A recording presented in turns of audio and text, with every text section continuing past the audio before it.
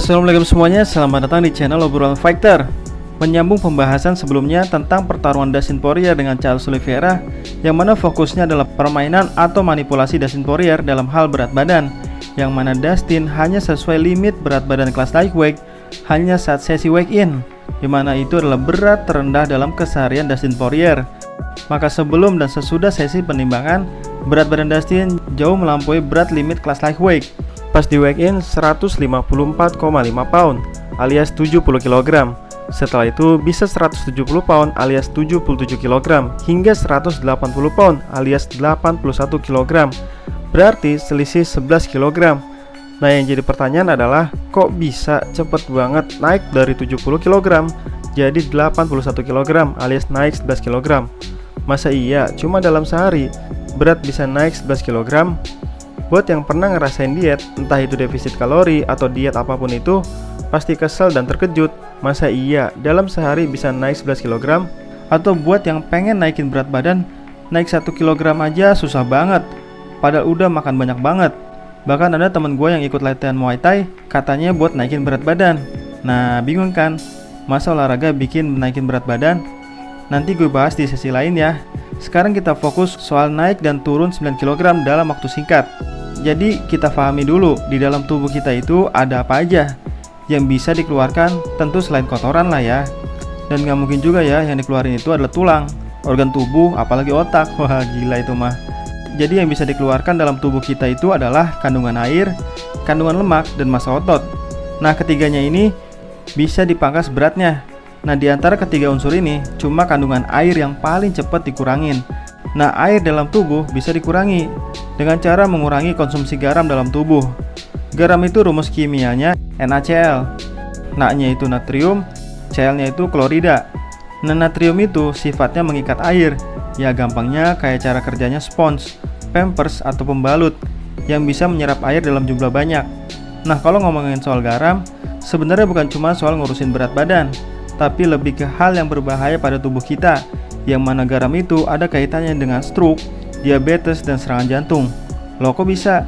Jadi gue sangat amat percaya dengan pepatah dari Korea, yaitu terlalu sedikit sama buruknya dengan terlalu banyak. Sekali lagi, terlalu sedikit sama buruknya dengan terlalu banyak.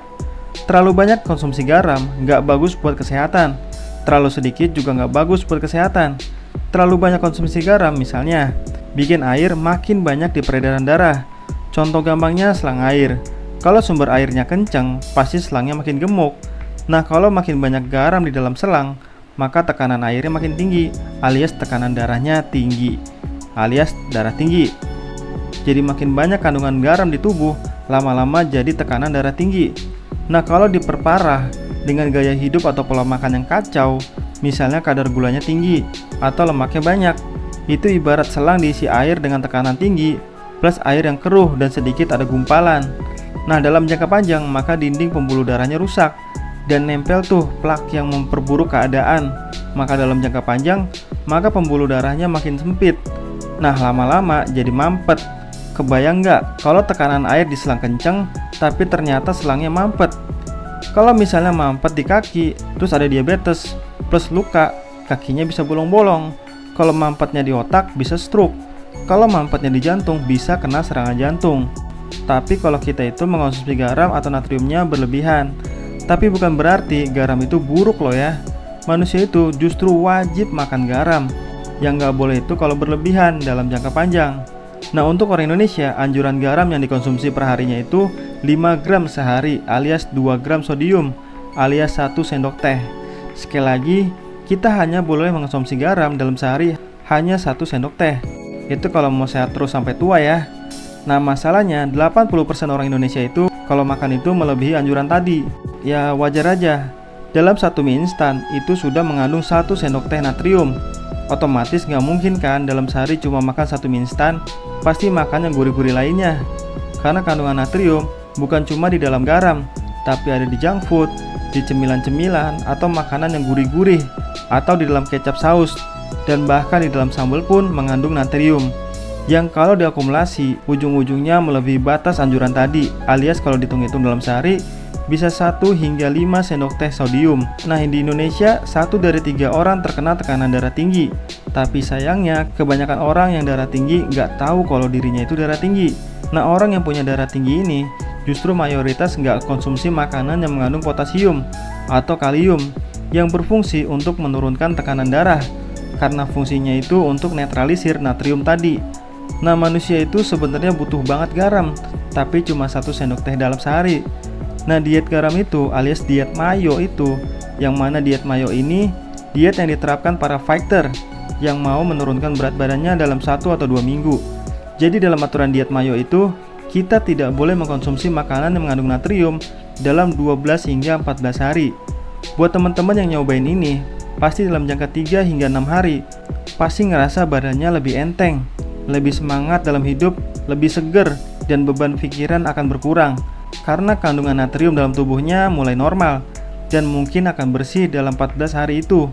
Tapi kenapa aturan diet mayo itu cuma 12 hingga 14 hari aja? Karena kalau lewat dari itu, maka tubuh kita justru jadi lemes dan malah jadi nggak ada gairah hidup. Ingat kan pepatah tadi, terlalu sedikit sama buruknya dengan terlalu banyak. Nah, ketika 14 hari tanpa natrium, maka kalau diteruskan, kita dalam fase terlalu sedikit natriumnya.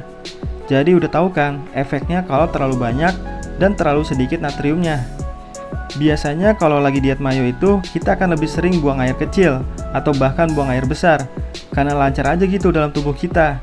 Nah, kandungan air yang berlebihan dalam tubuh kita akan terus menurun drastis kalau konsisten nggak sama sekali konsumsi natrium.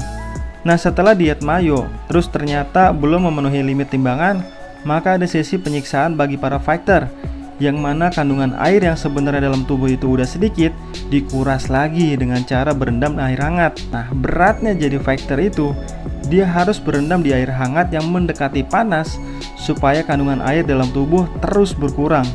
Kalau belum memenuhi limit juga, ditambah masuk ke jaket sauna, ditambah berbaring yang diselimuti handuk yang super tebal supaya makin keluar keringatnya di seluruh tubuh. Dan fighter makin tersiksa karena mereka nggak boleh minum air. Makanya kalau orang awam pasti nggak kuat jalani wekat, yang dalam sehari ini yang terkadang kandungan air yang dikurangi itu hingga menguras air dalam otak. Jadi jangan heran karena hal ekstrim inilah Habib pernah dibawa ke rumah sakit dan ada beberapa fighter yang pingsan. Itu sebabnya ini bisa dibilang diet paling brutal. Sekelas jawara dunia aja bisa pingsan, apalagi kita. Nah, sebenarnya diet mayo itu diet khusus fighter atau diet buat yang kalau ada keperluan di mana di hari H berat badan harus sesuai limit. Kenapa dibilang khusus fighter? Karena kalau kita nerapin diet mayo bakal sia-sia. Ya emang sih pas kita diet mayo dalam seminggu atau 2 minggu berat badan turun drastis. Tapi sekalinya kita konsumsi garam, maka kacau sudah dietnya. Dan gak mungkin kan seumur hidup kita diet mayo. Jadi kalau udah lewat 14 hari terus makan garam lagi, maka berat badannya normal lagi. Sekali lagi normal lagi. Nah, apa nggak sakit hati tuh? Susah-susah makan sayur tanpa garam, alias makan yang nggak ada rasanya, tapi ujung-ujungnya berat badannya balik lagi.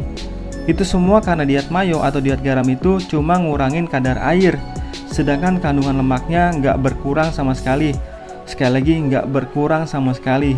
Jadi kalau menurunin berat badan, kita harus fokusnya sama kandungan lemaknya. Nah, itu dengan cara defisit kalori, yang insya Allah akan gue bahas, tapi belum tahu kapan. Kalau ada pertanyaan silahkan tulis di kolom komentar ya. Sekian dan terima kasih.